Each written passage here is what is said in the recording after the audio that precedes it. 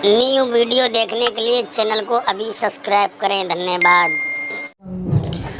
भगवान कन्हैया के प्यारे भक्तों, इधर भगवान श्री नारायण के जो द्वारपाल हैं, जय और विजय, यानी आज जय और विजय जो है आज भगवान के द्वारपाल, उन्होंने सप्त ऋषियों को अंदर जाने से रोक लिया और जवाब दिया है कि आप बिना विष्णु की आज्ञा के बिना नहीं जा सकते।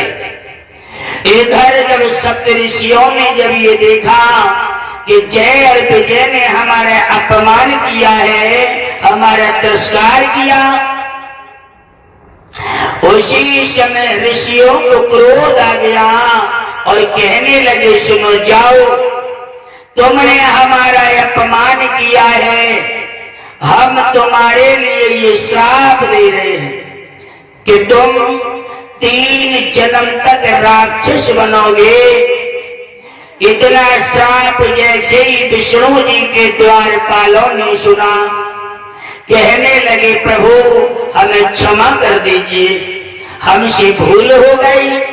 सप्त ऋषि कहने लगे हैं कि देखिए, कमान से निकला हुआ तीर और मुख से निकली हुई बाड़ी कभी वापस नहीं होती। लेकिन भाइयों, भगवान विष्णु जी के द्वारपाल जो है आज सप्त ऋषियों के चरणों में गिर गए। सप्त ऋषियों के जब चरणों में गिर गए हैं मेरे भगवत प्रेमियों, बार बार उन्होंने लगा क्षमा याचना मांगी, लेकिन आज सप्त ऋषि कहने लगे, हे द्वारपालो, जो हमने श्राप दिया है ये मिथ्या तो नहीं होता होगा, लेकिन ये हम तुमसे कह रहे कि जब जब तुम राक्षस बन करके आओगे, तब तब भगवान तुम्हारे लिए अवतार लेकर के आएंगे। और जवाब दिया कि जब जब तुम अवतार लेकर के आओगे, जब जब तुम्हारा जन्म होगा, राक्षस रूप में आओगे, तब तब भगवान तुम्हारे लिए मारने के लिए आएंगे। जवाब दिया, ऋषि मुनि कहने लगे कि 3 जन्म तक भूमि पर रहो पिशाच समान, 3 जन्म तक भूमि पर रहो पिशाच समान, भूल करके मती कीजियो ऋषियों का अपमान,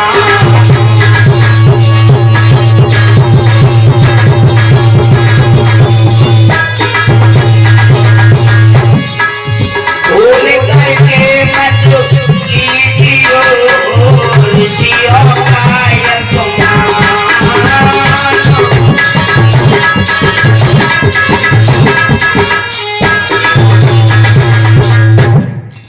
कहने लगे कि 3 जन्म तक तुम राक्षस बनोगे, लेकिन जब जब मारे जाओगे तब तब भगवान के हाथों से मारे जाओगे।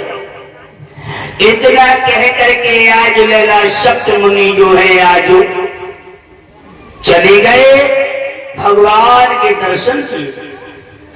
लेकिन भाइयों, यही भगवान विष्णु जी के द्वारपाल परीक्षित महाराज, जिनका नाम था जय और विजय, कश्यप मुनि नाम के एक महात्मा थे, जिनकी 2 पत्नियां थी। एक का नाम था दिति और दूसरी का नाम था आदिति। दिति की कोख से देवता पैदा हुए, आदिति की कोख से राक्षस पैदा हुए। ये देवता और राक्षस जो रहे, ये आपस में भैया भैया हुए।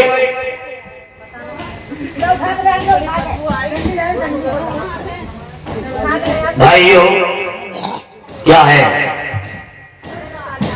भाइयों बहनों, सुखदेव जी समझाने लगे परीक्षित लाल, इधर ये देवता और राक्षस में भाई भाई का नाता था, लेकिन ये मैया के तोते थे, बाप के एक ही थे। इन दोनों की माँ जो थी वो अलग अलग थी और पिता जो थे वो एक ही थे। भक्तों, इस भारत भूमि पर पलने वाली हमारी सीता, अनुसुईया, सावित्री जैसी हमारी माताएं और बहनें, प्यार करने योग्य बच्चों, अत्र तत्र जगह से समाधि में आई हुए हमारे श्रोतागण, इधर श्री सुखदेव जी महाराज शुक्रताल पर बैठे हुए पांडवों के नाती अभिमन्यु के पुत्र राजा परीक्षित सुखदेव जी से श्रीमद् भागवत कथा का श्रवण पान कर रहे हैं। सुखदेव जी कहने लगे, परीक्षित, जो तुम्हें तक्षक नाग काटने का जो भय जो लगा हुआ था वो तुम्हारा क्षीण होता जा रहा है या नहीं? परीक्षित कहने लगे हैं, गुरुदेव, जैसे जैसे आप कथा के लिए सुनवा रहे हैं, हमारा तक्षक रूपी जो भय है वो खत्म होता जा रहा है। बोलो राधे राधे। भाइयों बहनों, इधर भगवान विष्णु जी के जो द्वारपाल थे जय और विजय, यानी वो अगले जन्म में जिन्होंने जन्म लिया, जिनका नाम हिरण्याक्ष और हिरण्यकश्यप रखा गया। और हिरण्याक्ष तो इतना बड़ा बलधारी था भाइयों कि पृथ्वी के लिए चटाई बना करके ले गया और रसातल लोक में जाकर के छुप गया। लेकिन भाइयों, इधर सब देवताओं ने ये प्रण किया कि हिरण्याक्ष जो है पृथ्वी की चटाई बना करके ले गया है और इस कमल के पुष्प पर ये पृथ्वी जो हिरण्याकश्यप का भाई हिरण्याकश्यप ले गया है।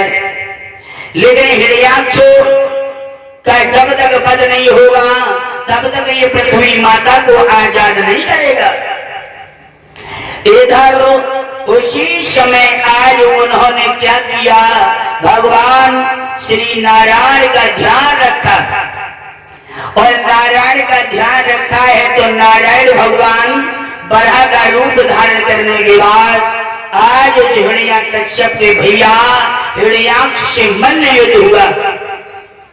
मल्ल युद्ध जब हुआ तो युद्ध में जो है हिरण्याकश्यप के भैया हिरण्याक्ष को भगवान ने हरा दिया और पृथ्वी माता को आजाद कराया। क्या है? पृथ्वी माता को आजाद करा दिया है मेरे नौजवान साथियों। इधर जैसे ही भगवान श्री नारायण ने लला हिरण्याकश्यप के भैया हिरण्याक्ष को जब मारा और हिरण्याक्ष को ये बात मालूम नहीं थी कि मैं इनके हाथों से मारा जाऊंगा, लेकिन हिरण्याकश्यप ने जब ये देखा कि मेरा भैया के लिए भगवान श्री नारायण ने मार दिया है, उसी समय आज मैया दिति अपने बेटा की लहस पर रोने लगी।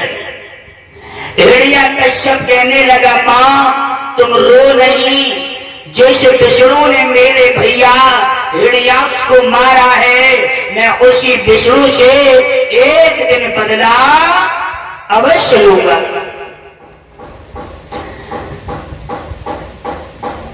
सुखदेव जी समझाने लगे परीक्षित।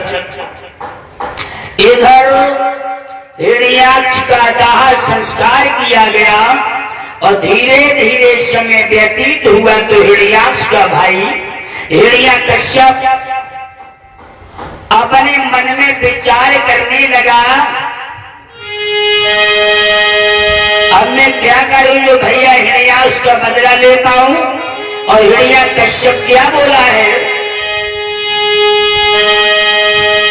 हिरण्याका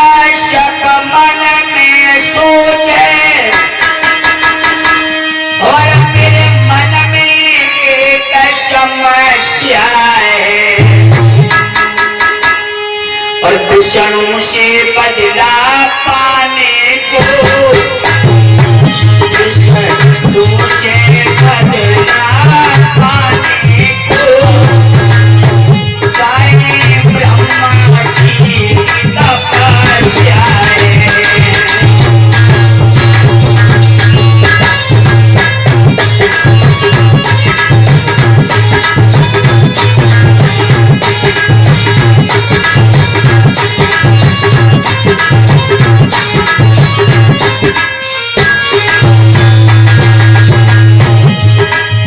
जवाब दिया है, आकाश मन में सोचे, मेरे मन में एक समस्या है, विष्णु से बदला पाए को करे ब्रह्मा जी की तपस्या है।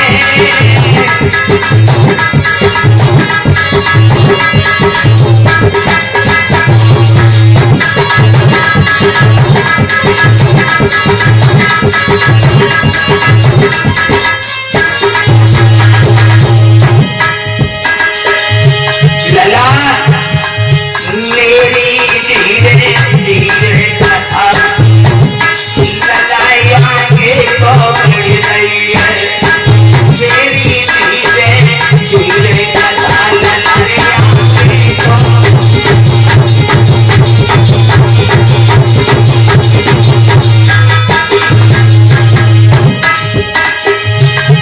आगे को बढ़ रही है, अरे ललाई आगे को बढ़ रही है,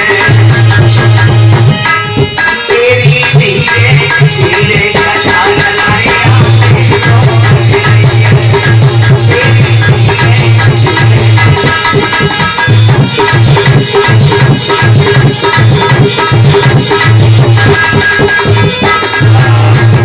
बोलिए वृंदावन बिहारी लाल की राधे राधे।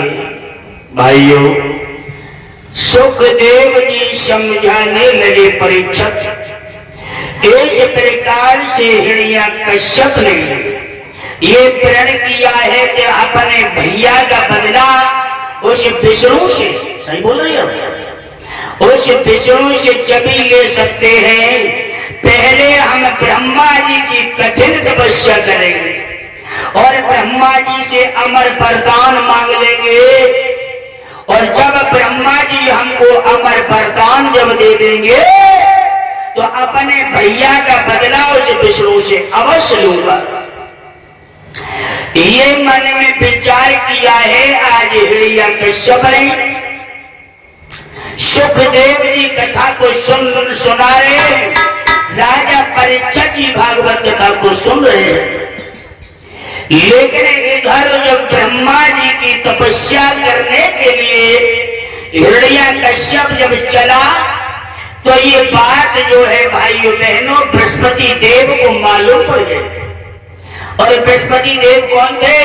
सब देवताओं के गुरु कौन हैं? बृहस्पति देव।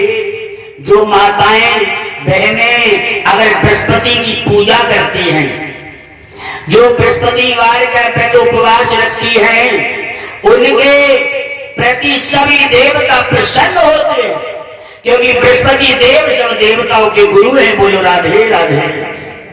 भाइयों, इधर ये बात बृहस्पति देव को जब मालूम पड़ गई है, इधर बृहस्पति देव ने क्या किया कि एक तोते का भेष बना करके और वो एक पेड़ की डाली पर बैठ करके राम राम राम राम की रटना लगाने लगे। लेकिन जिस समय से हिरण्याक्ष के लिए भगवान ने मारा, उसी समय से हिरण्याक्ष का भाई हिरण्यकश्यप यानी भगवान के नाम से बहुत बड़ी दुश्मनी रखने लगा। भाइयों बहनों, इधर क्या हुआ? अब तो भाइयों जैसे बृहस्पति देव ने राम राम राम राम की रटना लगाई, ये बात जब जैसे आज लला हिरण्यकश्यप ने सुनी कि अरे एक ये तोता और एक डाली पर बैठ करके हमारे बैरी का नाम ले रहा है। आज तो हम ब्रह्मा जी की तपस्या करने के लिए जा रहे थे, लेकिन हमारे तो अपशगुन हो गए, क्योंकि पहले ही हमने अपने कानों से अपने दुश्मन का नाम सुन लिया। आज हम तपस्या के लिए नहीं जाएंगे। ये विचार करके हिरण्यकश्यप भाइयों बहनों लौट आया। वो समय नहीं गया। हिरण्यकश्यप की पत्नी का नाम था परीक्षित कयाधु, और इधर जब लौट करके हिरण्यकश्यप आए और महारानी कयाधु ने अपने प्रीतम को आते देखा तो ठंडा जल लेकर के आई, अपने पति के चरण स्पर्श किए और हाथ जोड़ करके कहने लगी, हे प्राणनाथ, क्या बात है, तुम्हारे चेहरे की मुस्कुराहट क्यों गायब है, समझ में नहीं आ रहा है, बताइए ना इस दासी के लिए। और एक बात बताएं माता बहनों, अगर पति के दिमाग खराब दिखाई दे तो पत्नियों ध्यान रखियो कि ज्यादा उल्टी सीधी बातें पति से मत करियो। अगर पति के दिमाग की चाबी घूम गई तो दिल में कैसे सह जाता, ये ध्यान रखना। हमारे बुआ जी तो बिल्कुल नहीं बोलते हैं, फूफा जी के तो कुछ बात है। हाँ, जब मुरादाबाद में तुम्हारा इतना प्यार हमें मिला, इतना आशीर्वाद मिलता है कि आपने एक बार नहीं, इस कॉलोनी में हमारी ये 7वीं भागवत है, लगातार प्रति साल हमारा ही आना होता है। इसके लिए बहुत बहुत धन्यवाद जो आपने माधव जी को इतना प्यार इतना सम्मान दिया है इस मुरादाबाद में। भाइयों लेकिन ध्यान रखना, आज मैया कयाधु ने अपने पिया को आते देखा तो क्या हुआ, लला कि आपन देखे पिया, अरे मगन भौहिया खुशी भई भारी, और पकड़ पलम की पहिया नारी ले गई ललाया तारी।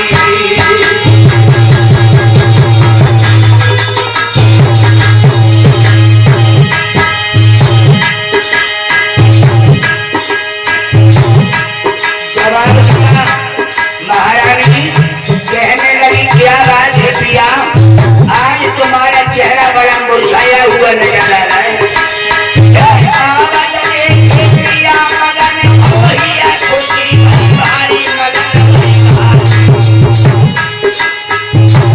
महारानी को खुशी है, लेकिन महाराज के चेहरे की नूरानी खत्म हो गई।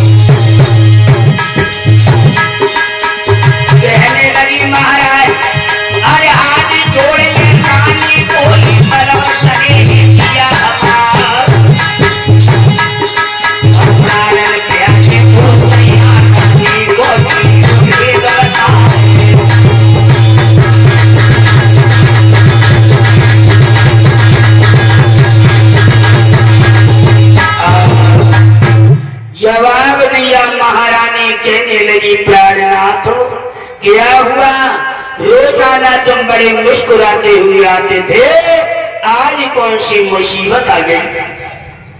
महारानी ने ये बात जो पूछी है तो हिरण्यकश्यप बोला, सुनो गोरी, आज हम ब्रह्मा जी की तपस्या करने के लिए जब निकले तो रास्ते में हमने क्या देखा कि एक तोता हमारे बैरी का नाम ले रहा था।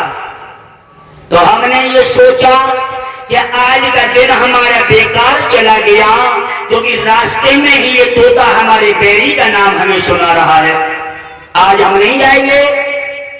कयाधु कहने लगी, क्या मतलब? तोता। कयाधु इतनी भोली बन गई जैसे कुछ जानती ना हो। कयाधु कहने लगे, पिया वो कुछ और ही कह रहा होगा। महाराज हिरण्यकश्यप कहने लगे, अरे देवी वो राम ही राम कह रहा था। अरे महाराज राम राम नहीं कह रहा होगा, कुछ और कह रहा होगा। अरे देवी विश्वास करिएगा, वो राम राम की रटना लगा रहा था। कयाधु इतनी भोली बन गई जैसे कुछ जानती ना हो, लेकिन उसने अपने पिया के मुख से 108 बार भगवान नारायण का नाम निकलवा लिया। वो जानती थी कि मेरे पिया ये पापी है, राक्षस है। भाइयों जवाब दिया कि जाओ, अब तुम ब्रह्मा जी की तपस्या करने के लिए जाओ। इधर धीरे धीरे धीरे धीरे समय व्यतीत हुआ और धीरे धीरे जब समय व्यतीत हुआ, इधर आज लगा हिरण्यकश्यप जो है आज जंगल में आ गया और इधर ब्रह्मा जी की तपस्या करने लगा। और क्या हुआ? और तप में थारो छाती तान, ये प्रण कर लिया कि जब तक ब्रह्मा जी हमें दर्शन नहीं देंगे, जब तक वरदान नहीं देंगे, हम लौट के नगर के लिए नहीं जाएंगे। और भैया प्रेमपाल, आए तप में बैठो छाती तान, रे पर शेषी नहीं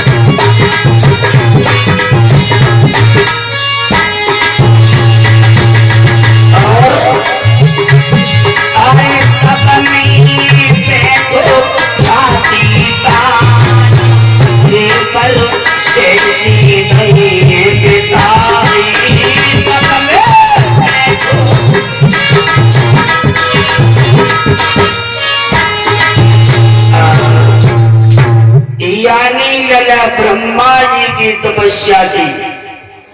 और भाइयों बहनों,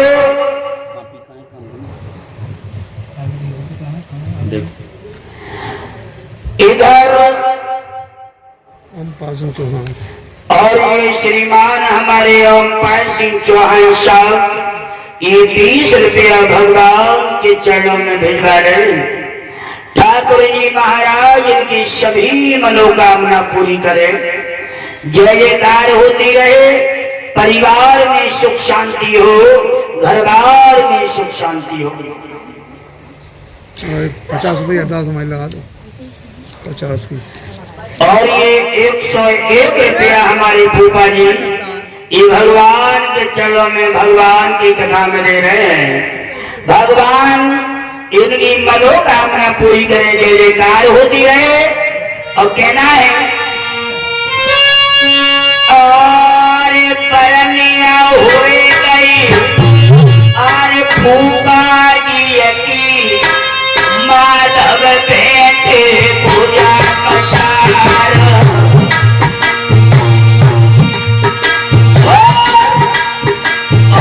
101 रुपया से माधव के मान बड़ा है।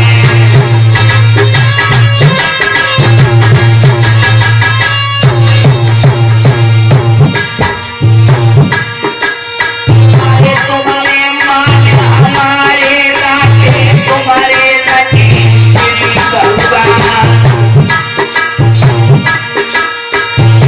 चौलैया में जल बाढ़ से करे कुटुंब परिवार। सदा लक्ष्मी द्वारे रही घर में फूल गए फुलवार।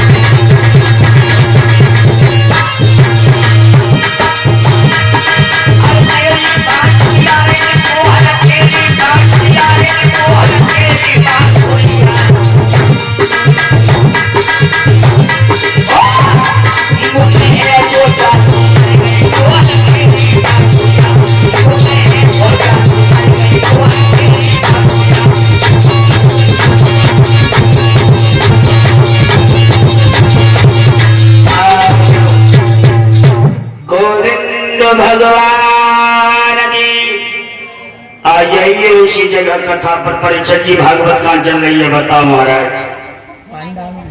कह रहे हम तो अरदास में लगे रहे, हमें नहीं पता पड़ी कहाँ कथा छोड़ी।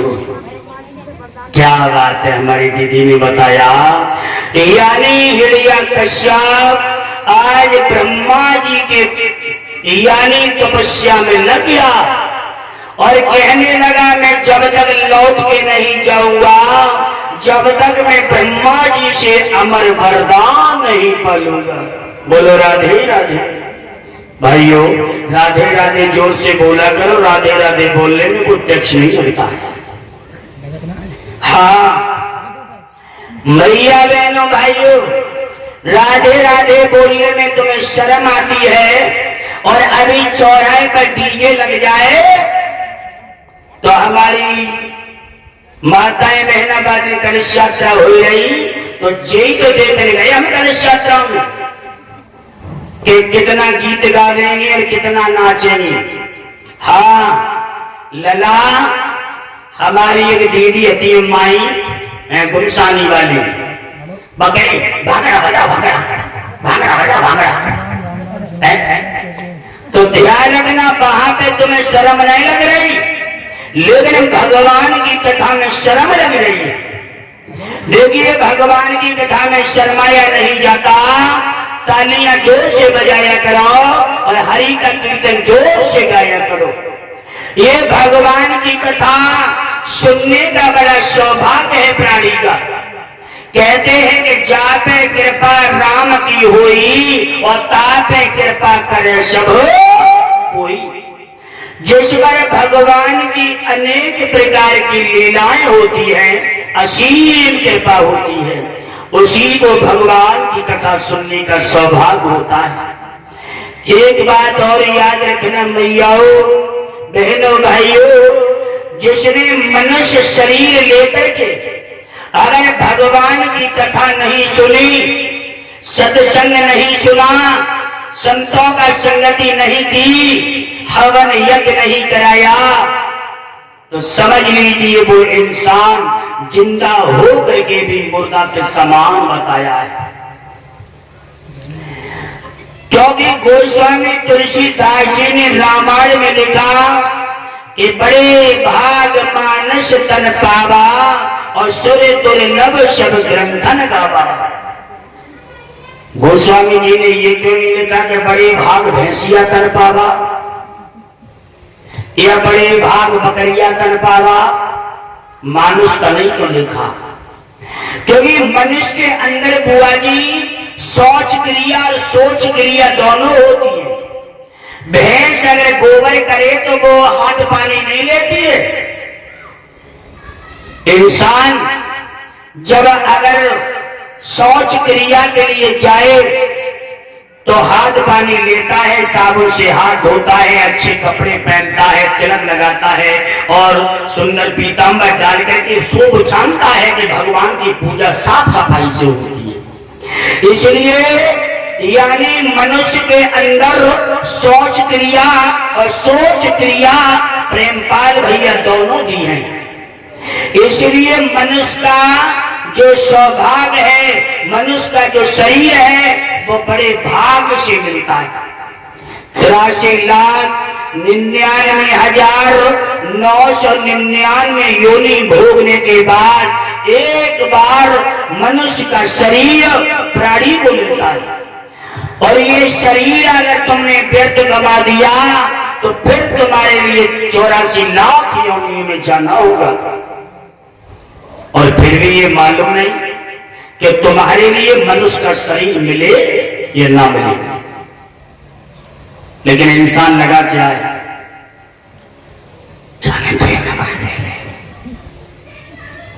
एक किलोमीटर में 200 गज को भागे लो, पैसा खर्चा है।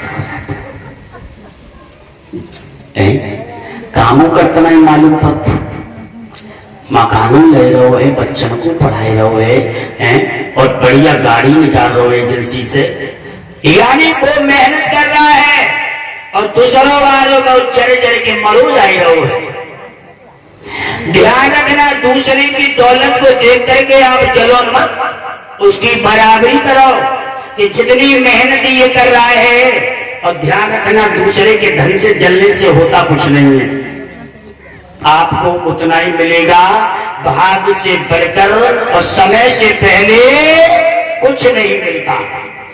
मैं यह कथा करूं, दक्षिणा चाहे कमाए, लेकिन मैं ईश्वर पर निर्भर करता हूं कि अगर कम दक्षिणा भी आएगी तो मेरा परिवार का लालन पालन केवल वो कन्हैया करेगा, वो बाकी बिहारी करेंगे। जिसने हमें ज्यादा दिया वो कम भी देगा, जिसने कम दिया वो ज्यादा भी देगा।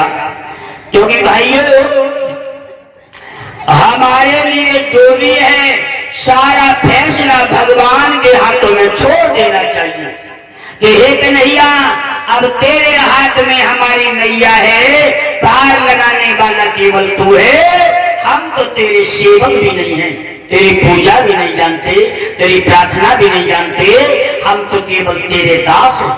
और ध्यान रखना, जो भगवान के प्रति अपनी नाव छोड़ देता है, जो भगवान के सहारे अपना जीवन अगर छोड़ देता है, तो भगवान अपने भक्त को गले का हार बन के आ जाते हैं।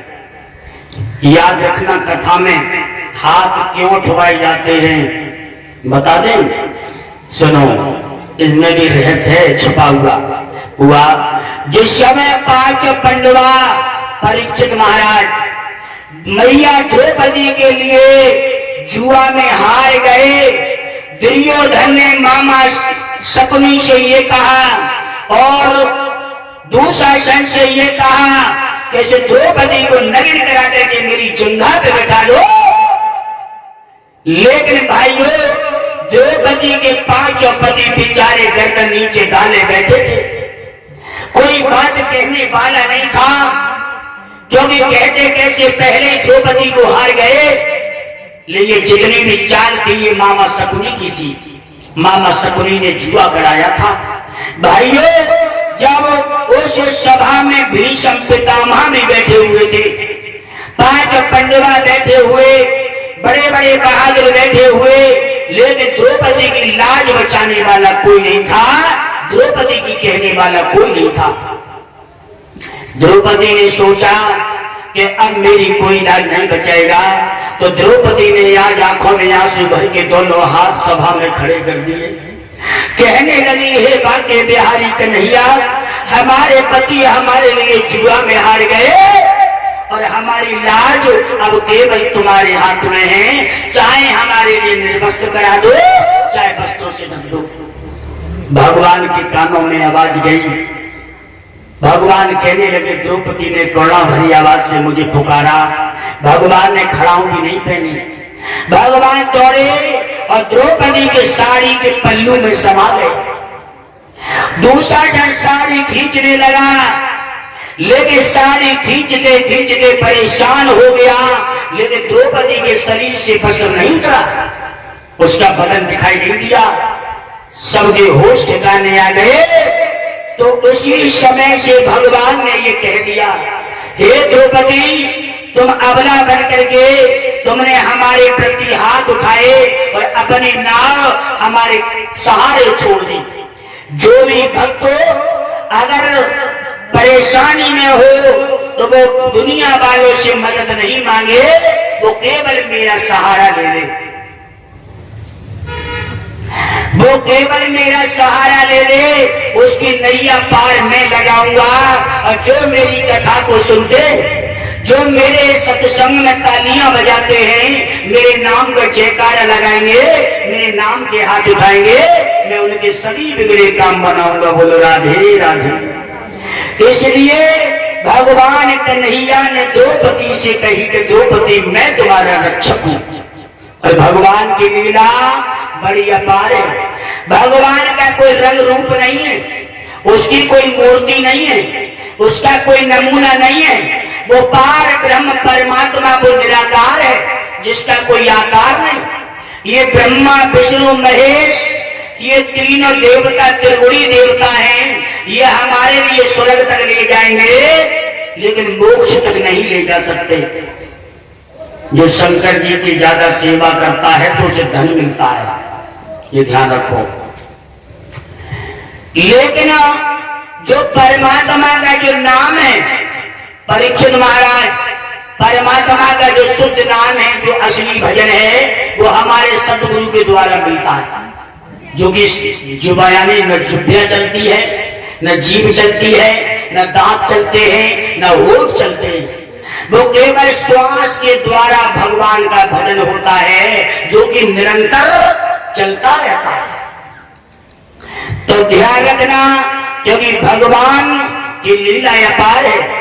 तू अमर अजर अज निराकार परमेश्वर देह कभी न धरे, बिन पैर चले बिन कान सुने, बिन हाथ करोड़ों काम करे।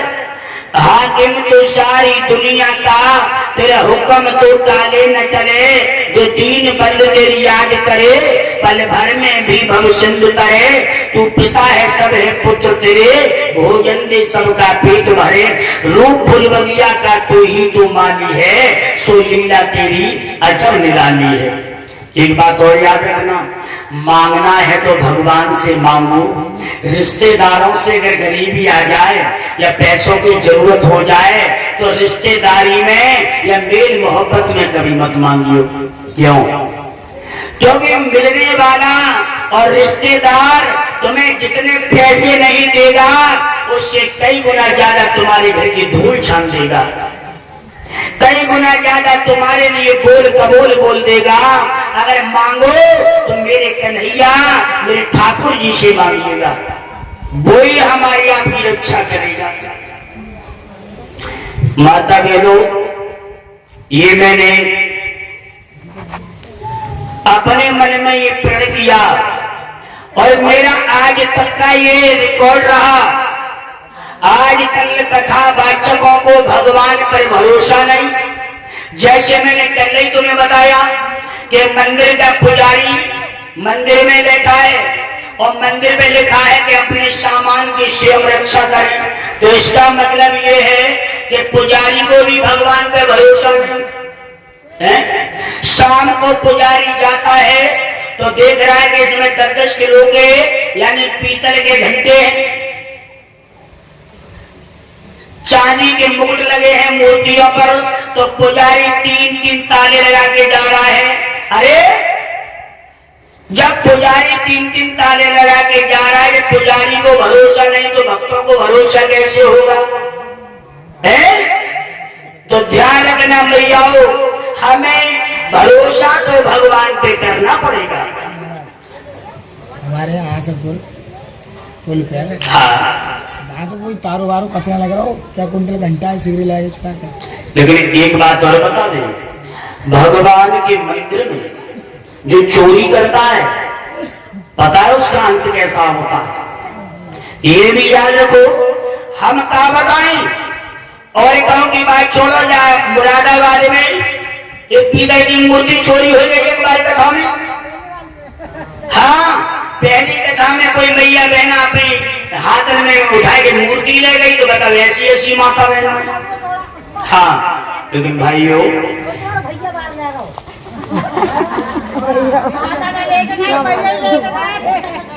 याद रखना श्रोताओं, सुखदेव जी समझाने लगे कि हे राजा परीक्षित, इधर आ जाइए उसी जगह पर कथा पर जहां भगवान की कथा चल रही है। इधर आज हिरण्यकश्यप ने जब ब्रह्मा जी की तपस्या की, इधर ब्रह्मा जी प्रसन्न होकर के आज हिरण्यकश्यप के पास में आ गए। कहने लगे, कहिए भक्तों, तुमने हमारी बहुत बड़ी तपस्या की है, मांग लो, क्या मांगना चाहते हो? तो आज ब्रह्मा जी ने ये बात कही तो हिरण्यकश्यप कहने लगा, मैं ऐसे नहीं मांगूंगा, पहले आप हमारे लिए त्रिवाचा दे दो। कहीं हमने मांगा और तुमने नहीं दिया तो भगवान ब्रह्मा जी बोले हिरण्यकश्यप से कि हम तुम्हारी भक्ति से प्रसन्न हैं, जो मांगोगे वही दूंगा, जो मांगोगे वही दूंगा और जो मांगोगे वही दूंगा, मांग लो। तो ब्रह्मा जी से आज हिरण्यकश्यप बोला, सुनो प्रभु,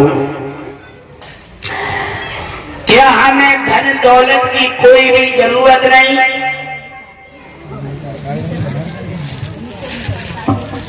एक परात नीचे रख लिया करो। हाँ, और ये 11 रुपया भगवान के चरणों में भिजवा रही बुआ जी। माता जी वो कापी कहाँ रख दी है आपने आज? देखो कभी है आपका? लो, एक बहन जी कॉपी दे दो।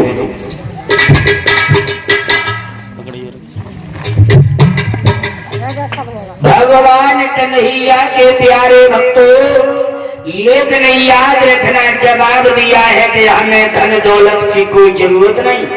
हमें ये वरदान दे दो कि हम ना नीचे मरे, ना ऊपर मरे, ना अंदर मरे, ना बाहर मरे, ना दिन में मरे, ना रात में मरे, ना नर से मरे, ना नारी से मरे, ना पशु से मरे, ना पक्षी से मरे, ना अस्त्र से मरे, ना शस्त्र से मरे, और ना ही साल के 12 महीने में हम मरे। ये हमारे लिए आप वरदान दे दो। भगवान मुस्कुराने लगे। ब्रह्मा जी बोले, वाह कितना सुंदर वरदान मांगा। कोई बात नहीं, वरदान तो हम तुम्हें देंगे, लेकिन एक न एक दिन प्यारे मरना जरूर पड़ेगा। संसार में जो प्राणी आया उसे जाना जरूर है। हाथ उठा के बताना, उठाइए हाथ, कौन कौन मरना चाहता है? सबके लिए हम मरे। हाँ, बात तो सही है, क्योंकि ऐसा कोई प्राणी नहीं जिसे मरना हो नहीं हो। लेकिन एक बात भी याद रखना, तो हिरण्यकश्यप कहने लगा कि धन दौलत की मुझे जरूरत नहीं, और मैं अमर होना चाहता हूँ।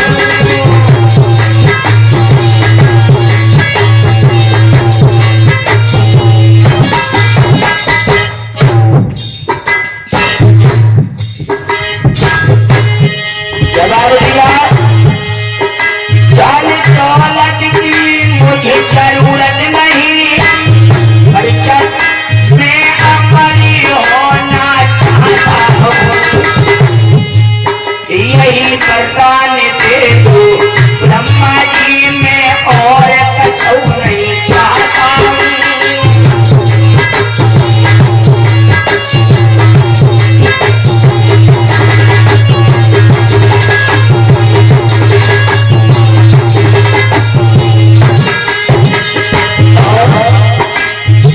कहने लगे हैं हिरण्यकश्यप, ऊपर न मरूं, नीचे न मरूं, और अंदर न मरूं, बाहर न मरूं, नर से न मरूं, नारी से न मरूं, क्या मैं कोई हथियार नहीं।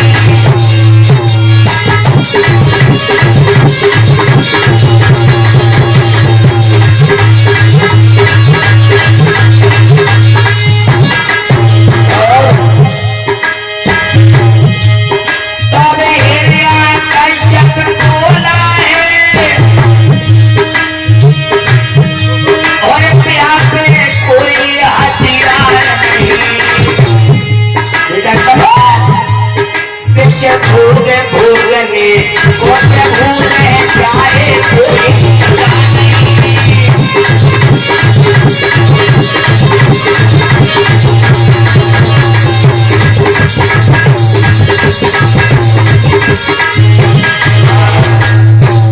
भाइयों, इधर आज जवाब दिया, हम ना नीचे मरे, ना ऊपर मरे, ना अंदर मरे, ना बाहर मरे, ना नर से, ना नारी से, ना पशु से, ना पक्षी से, ना जीव से, ना जंतु से, ना अस्त्र से, ना शस्त्र से, और ना ही साल के 12 महीने भी मरे। ये वरदान दे दो। ब्रह्मा जी ने आज हिरण्यकश्यप जी को ये वरदान दे दिया। लो, ये भी प्रसाद वही लगे तो कहा, क्या नाम गीता, ये भी रुक दो लोग। और माता बहनों से हमारा हाथ जोड़ के निवेदन है, तुम समझे रहे हो हम हाथ क्यों जोड़ रहे हैं? हाँ, ईशानी बहुत होते हैं। देखो ये बाली बच्चा हमारे संग है, थोड़ा ध्यान रखियो। हाँ, रात ढोलक वाला रो रहा था बहुत, इतने आंसू टपक टपक के नीचे गिरे, सीधी तकिया भिजो गई। काय रो लाला? बोले गुरु जी दक्षिणा। लेकिन लला आज चौथा पांचवें दिन है, कथा 11 दिन की है, चिंता मत करो। जब कॉलोनी के भैया बड़े अच्छे हैं, मैया बहुत बढ़िया है, तुम्हें नाराज हो कि कबू गए ना यहाँ से लला, अब को नहीं जाइयो, लेकिन दिल में धीरज धरो। ये बेटा तुम रो दो तो हम पेट फटो जाए। हाँ भाइयों, याद रखना मेरी मैया बहनों, इधर आज ब्रह्मा जी ने वरदान ले दिया, एवं मस्तु ऐसा ही होगा। जाओ, हम ये वरदान दे रहे कि ना तुम नीचे मरोगे, ना ऊपर मरोगे, ना नर से, न नारी से, न पशु से, न पक्षी से, न जीव से, न जंतु से, ना अंदर न बाहर, और ना ही साल के 12 महीने में मरोगे। ये वरदान है। इतना कह करके हाथ रख करके वो चले गए और ब्रह्मा जी अंदर ध्यान हो गए। और जैसे ही वरदान जब उसको मिला, परीक्षित महाराज, अब तो उसके अंदर क्रोध आ गया, अब तो अहंकार हो गया कि अब मुझसे बड़ा भगवान इस दुनिया में कोई नहीं है। लेकिन मैयाओ, अभिमान अहंकार भगवान का भजन होता है। ललित जी तुम्हें बहुत देर से देख रही, हमारी कापी रो रही। हाँ, कापी ले लो हाथ में, बहुत मेहनत करती हैं वो कापी। भगवान कन्हैया के प्यारे भक्तों, सुखदेव जी समझाने लगे कि हे राजा परीक्षित, इधर हिरण्यकश्यप को अभिमान हो गया और ये कहा कि हमसे बड़ा भगवान दुनिया में कोई नहीं। अब ब्रह्मा हूं तो मैं हूं, विष्णु हूं तो मैं हूं, शंकर हूं तो मैं हूं, कृष्ण हूं तो मैं हूं, जो भी हूं वो मैं हूं। और अगर मेरे किसी राज्य के आदमी ने, अगर किसी ने भगवान की पूजा की, किसी ने अगरबत्ती धूपबत्ती लगाई, पूजा पाठ अगर की, तो समझ लीजिए उसका प्रणाम होगा सजाई मौत।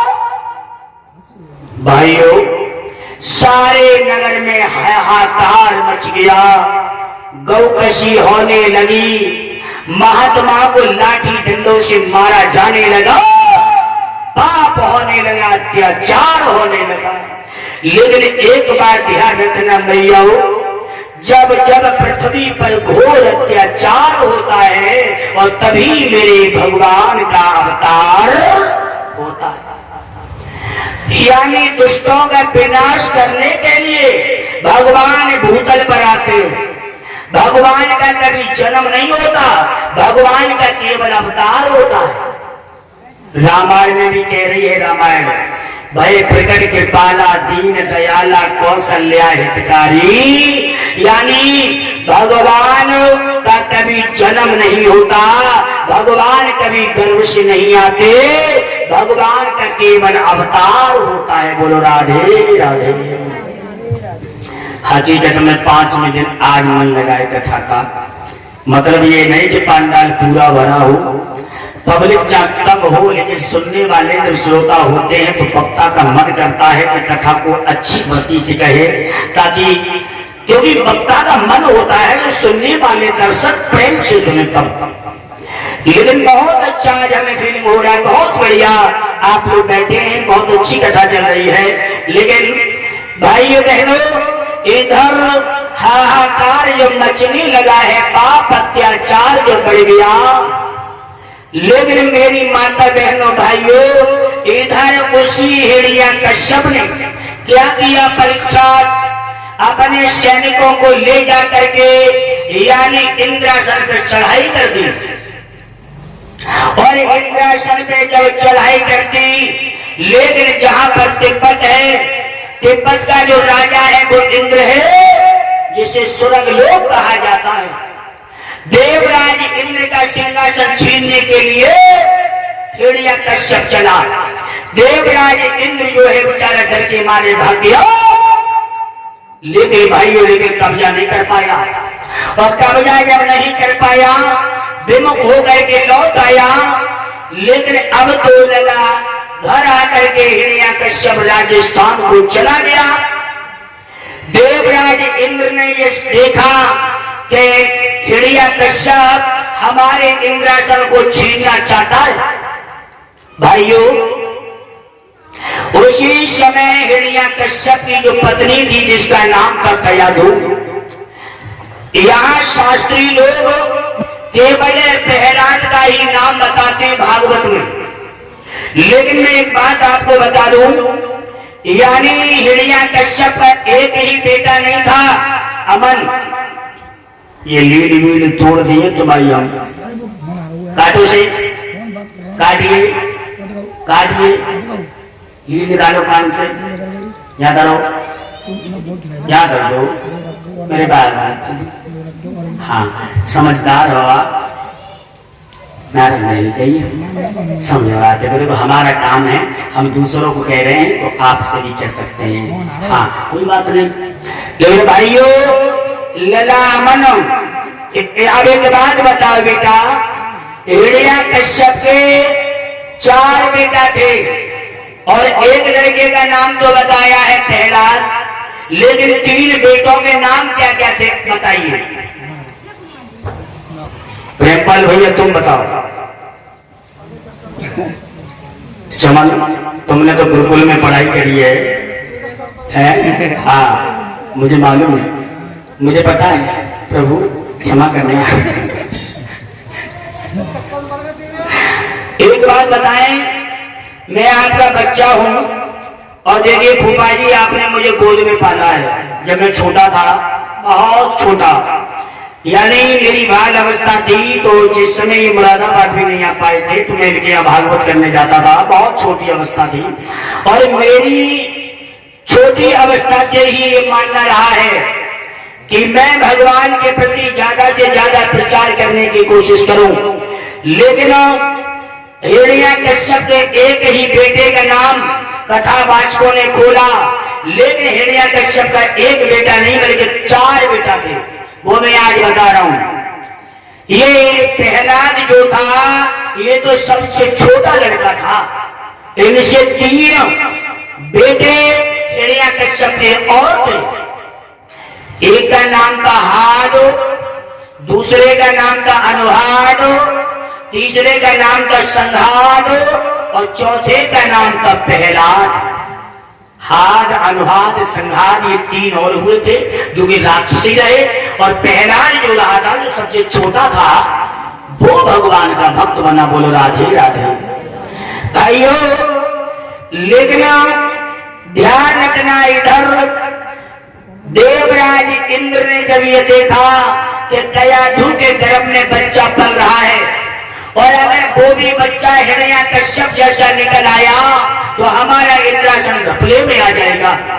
ये बात सोच करके अपना इंद्रासन बचाने के लिए देवराज इंद्र जो है आज हिरण्यकश्यप की पत्नी कयाधु को मारने के लिए चला। इधर कयाधु की कलाई को पकड़ लिया। देवताओं में ये खलबली मच गई कि देवराज इंद्र ने अगर कयाधु को मार दिया तो कयाधु के गर्भ से जो बालक होगा वो भगवान का दुश्मन नहीं बल्कि भगवान का परम भक्त होगा। इसलिए हमें उनके प्राणों की रक्षा करनी होगी।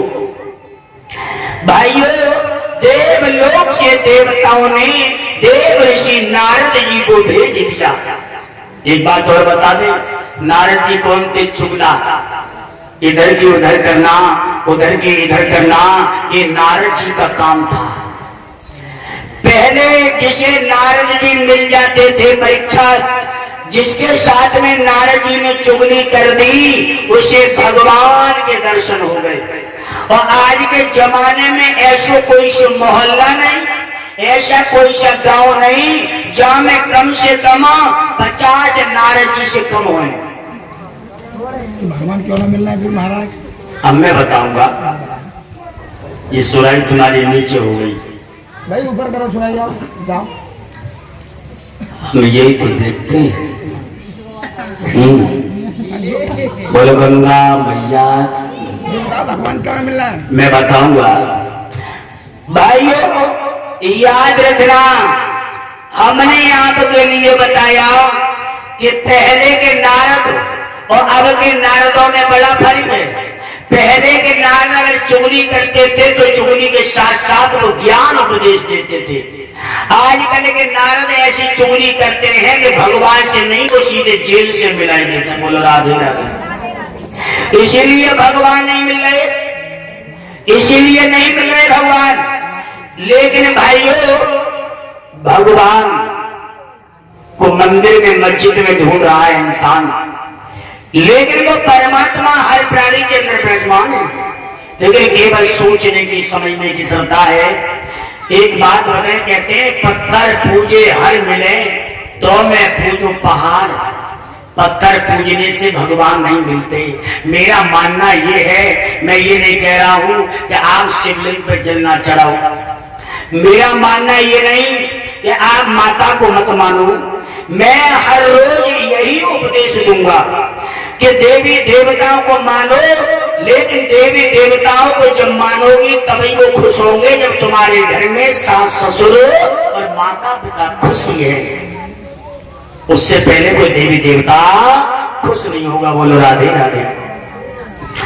भाइयों बहनों, इधर पहले के नारदों में अब के नारदों में फर्क है, लेकिन मेरे भाइयों, इधर मैया कयाधु को बचाने के लिए देव ऋषि नारद जी आ गए। सुखदेव जी बोले परीक्षित आगे क्या हुआ? इधर बाबा नारद कहने लगे नारायण नारायण नारायण। अरे इंद्र, आप देवताओं के राजा हो करके और आप एक स्त्री पर हाथ उठा रहे हो, ये तुम्हारा धर्म नहीं है। और जवाब दिया बाबा नारद, कहने लगे हैं सुनो इंद्र, कि अबला पर हाथ उठाते हो। प्रेम पर भैया, कि अबला पर हाथ उठाते हो और तुम्हें लाजो शर्म नहीं आती है।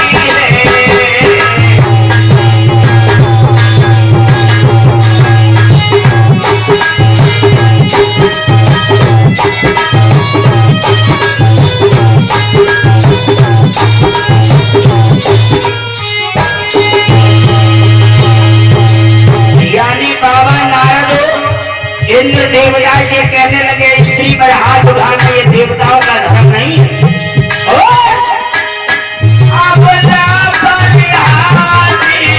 उठाते हो तुम्हें लाज शर्म नहीं आती है।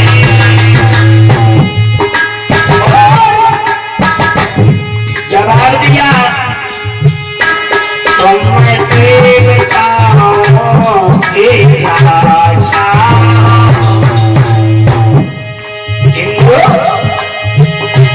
तुम सब देवन के राजा हो। ये बात तुम्हें न सुहाती है।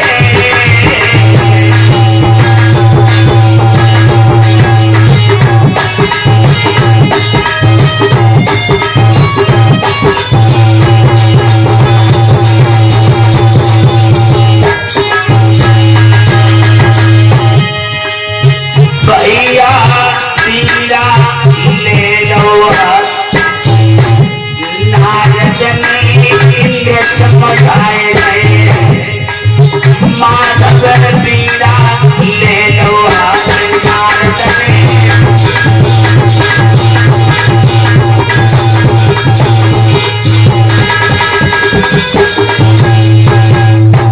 कन्हैया लाल की। इधर बाबा नारद जी कहने लगे ये बात तुम्हें शोभा नहीं देती।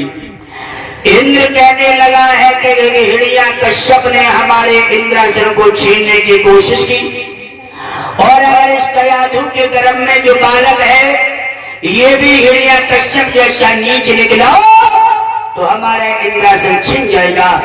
बाबा नारद बोले हैं इंद्रो, कयाधु के गर्भ में भगवान का कोई दुश्मन नहीं बल्कि भगवान का भक्त होगा, इसीलिए मैं बचाने आया हूँ, चले जाओ।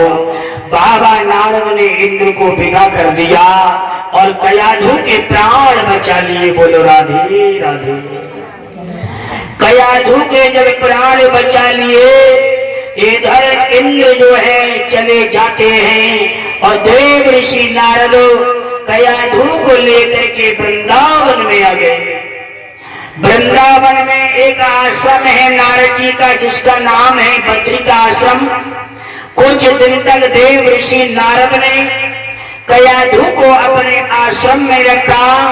धीरे धीरे धीरे धीरे आज संतान पैदा होने का समय आया तो आज देव ऋषि नारद ने यानी कयाधु के लिए उनके घर के लिए प्रस्थान कर दिया। लेकिन भाइयों उस कयाधु के गर्भ से जो बेटा पैदा हुआ उसका नाम प्रहलाद रखा गया। बोलिए प्रहलाद भगवान की। भाइयों प्रहलाद का जन्म हो गया। धीरे धीरे धीरे धीरे आंगन में बधाइयां होने लगी, नाना प्रकार की बधाइयां हो रही है। लेकिन धीरे धीरे बेटा प्रहलाद जब थोड़ा सयाना हुआ तो इधर हिरण्यकश्यप के जो गुरु थे जिनका नाम था शंडा और मर्क, क्या नाम था? शंडा मर्क। यानी हिरण्यकश्यप ने परीक्षित महाराज अपने बेटा प्रहलाद के लिए यानी गुरुकुल में पढ़ाने के लिए बिठा दिया, शंडा मर्क के गुरुकुल में। और उनसे ये कहा कि हमारे बेटा को हर चीज का ज्ञान कराना लेकिन राम और माँ का ज्ञान मत कराना। बोले क्यों? जवाब दिया राम और माँ ये दोनों शब्द मिलाकर के राम शब्द बनता है और इस राम नाम से मुझे बहुत बड़ी नफरत है। तो वे इसी राम नाम के प्राणी ने मेरे भैया हिरण्याक्ष को मार दिया और भैया का बदला लेने के लिए मैंने ब्रह्मा जी से अमर वरदान पाया। अब मेरे बराबर कोई नहीं है। बोलो राधे राधे। भाइयों सुखदेव जी समझाने लगे हैं परीक्षित लाल, इधर शंडा मर्क के स्कूल में बेटा प्रहलाद को पढ़ने के लिए बिठा दिया। लेकिन भाइयों एक समय की बात है, गुरु शंडा मर्क कहने लगे बेटा यानी विद्यार्थियों से बोले हम थोड़े काम से जा रहे हैं और प्रहलाद को अच्छे से सबक सिखा देना। लेकिन भाइयों ऐसा ही नहीं। सुखदेव जी समझाने लगे परीक्षित लगे जब तक प्रहलाद को ज्ञान नहीं था तब तक प्रहलाद भी अपने बाप को ही भगवान मानता था। कहते हैं ना बिना ज्ञान के कभी कोई गुरु नहीं मिलता, बिना गुरु के कभी भगवान नहीं मिलता। लेकिन जिस यानी पाठशाला में बेटा प्रहलाद शंडा मर्क की यानी गुरुकुल में पढ़ने के लिए जाता था, भाइयों